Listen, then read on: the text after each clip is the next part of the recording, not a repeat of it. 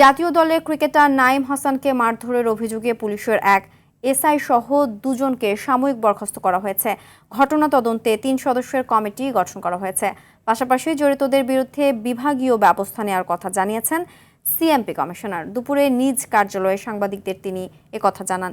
চট্টগ্রাম থেকে সাইফুল মাহমুদের তথ্যচিত্রে জানাচ্ছেন নাদিরা সুলতানা।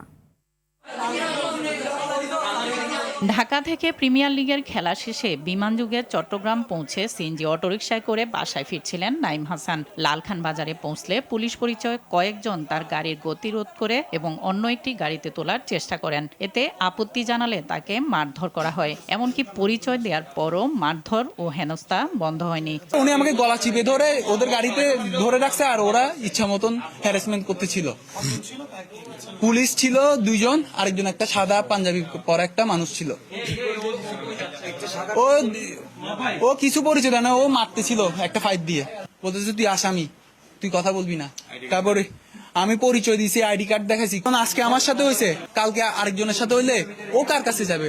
ওই মানুষগুলা ভুক্তভোগী হবে। নাঈমকে মারধরের ঘটনায় এসআই শফিকুল ইসলাম, কনস্টেবল রাসেল ও পুলিশের সোর্স সোহেলকে আসামি করে মামলা করা হয় পরিবারের পক্ষ থেকে। এতে মারধর ও অপহরণ চেষ্টার অভিযোগ আনা হয়। এটা যদি না অ্যাকশন না হয় তাহলে আমরা কি ওদেরকে ছেড়ে দেবো নাকি? আমরা মামলা করছি না। এদিকে জড়িত পুলিশের সোর্স সোহেলকে আটক করা হয়েছে, আর এসআই শফিকুল ইসলাম ও কনস্টেবল রাসেলকে সাময়িক বরখাস্ত করা হয়েছে। তাকে অলরেডি আটক করা হয়েছে এবং আমি যেটা বলেছি, যেটা পুলিশ সদস্য যারা দায়ী আছে, পুলিশ সদস্যদের বিরুদ্ধে বিধি মোতাবেক সর্বোচ্চ ব্যবস্থা গ্রহণ করা হয়। কারো ব্যক্তিগত দায় পুলিশ ডিপার্টমেন্ট বহন করবে না, যে তাকে নিজেকেই বহন করতে হবে আনপ্রফেশনাল আচরণ। এ ঘটনায় ক্রিকেট আঙ্গনে উঠেছে নিন্দার ঝড়। ফেসবুক পোস্টে ক্ষোভ জানিয়েছেন লিটন দাস, মুশফিকুর রহিম সহ অনেকেই। তীব্র নিন্দা ও প্রতিবাদ জানিয়ে সুষ্ঠু তদন্ত ও জড়িতদের কঠোর শাস্তির দাবি জানিয়েছে বাংলাদেশ ক্রিকেট বোর্ড, বিসিবি ও cricket welfare association of Bangladesh, কোয়াব।